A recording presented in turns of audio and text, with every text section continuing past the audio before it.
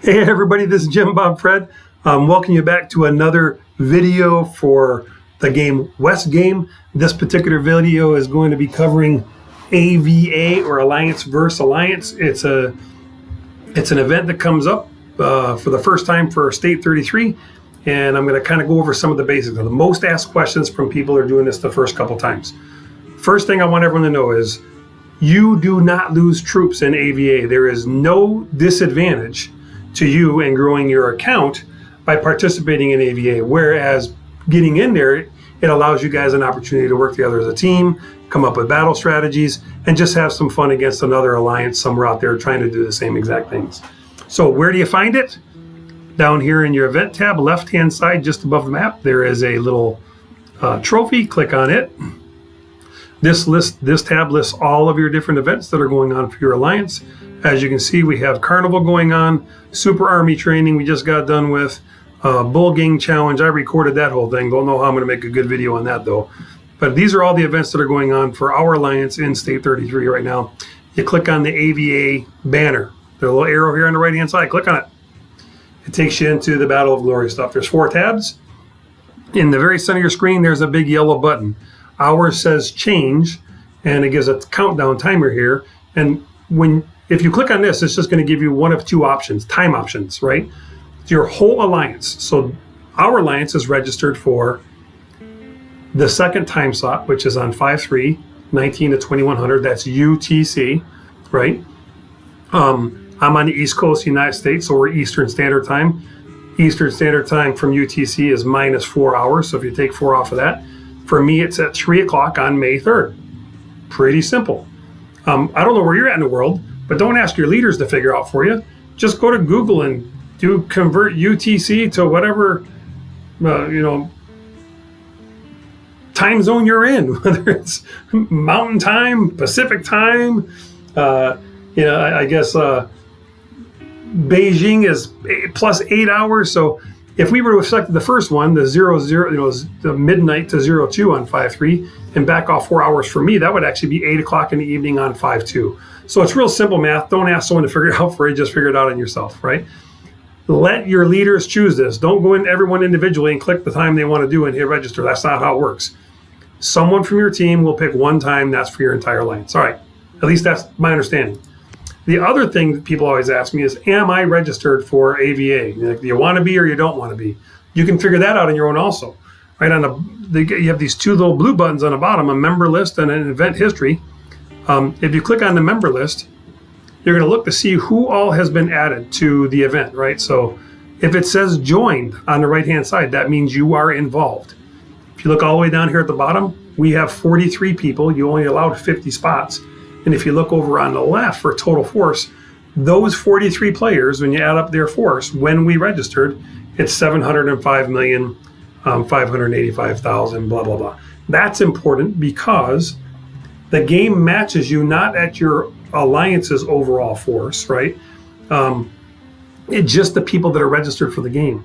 So when the registration time right here clicks down to 0, it's going to start the next phase, which is finding an opponent for us, right? And there's a little blurb in the blog that talks about AVA that says if there's an odd number of players, when they say that, they're not talking about the people in your alliance registered, but an odd number of alliances registered.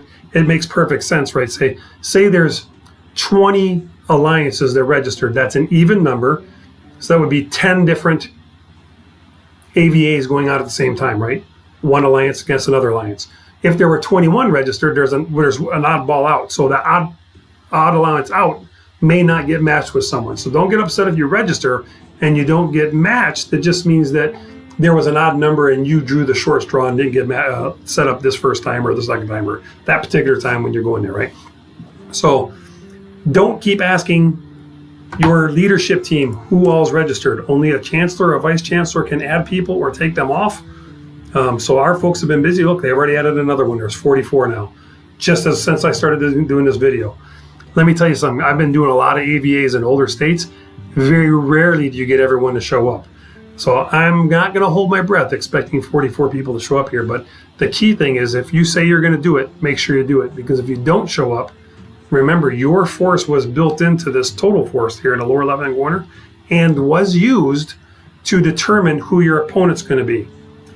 So if we have all 50 of our members show up, say they're going to go, and let's just say that works out to 800 million force. And then there's another alliance somewhere else, maybe in an older state that only has 20 people register, but they're also at 800 million force because they're older and they got T4 running around, right? So your match, now clearly in many's mind, that's going to be an overmatch like this other with 20 people. First of all, they're going to be some pretty powerful folks, right? It took us 50 people to get there. They did it with 20, so they're a lot more powerful individually. So if you don't show up when you say you're going to, that puts your team at a huge disadvantage. So all I'm suggesting is get in there and do it if you can. Good alliances will find something for everyone to do. It's a lot of fun. You get all of your troops back at the end. You don't have to heal them or anything. You can lose every single troop that you had going into AVA, and as soon as it ends, you get them all back. The only thing you will lose is the teleports that you take with you. I'm going to recommend you go with no less than 5. 10's a way better number, and even more if you can. And just be prepared for a lot of fun.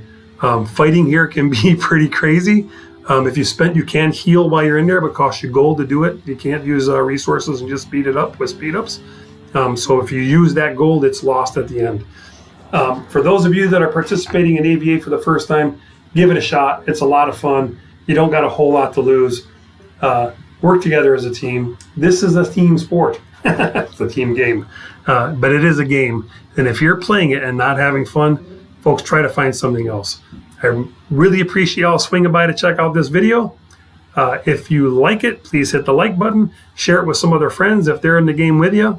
And if you like the content that I'm putting out, or you want to participate in future content, then subscribe to the button. That'll notify you when the next videos get out there.